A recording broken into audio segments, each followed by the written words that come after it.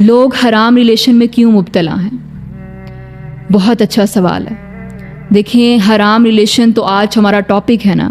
اگر آپ مجھ سے پوچھیں نا کہ کوئی بھی گناہ ہے اس میں لوگ کیوں انوالو ہیں، آج یہ جو برائیاں ہمیں معاشرے میں نظر آتی ہیں یہ کیوں ہیں، تو میں نے ابھی تک اپنی زندگی سے جو سیکھا ہے، میرے پاس ایک ہی جواب ہے، بہت مختصر جواب: دین سے دوری۔ جب آپ دین سے دور ہوتے ہیں نا، پھر آپ تمام طرح کی برائیوں، تمام طرح کے گناہوں کا شکار ہو جاتے ہیں، ان میں ملوث ہو جاتے ہیں۔ جو بندہ دین سے قریب ہے، دین کے ساتھ اس نے اپنے آپ کو اٹیچ کیا ہوا ہے، وہ قرآن کو پڑھتا ہے، اور قرآن ہی آپ کی کتاب زندگی ہے۔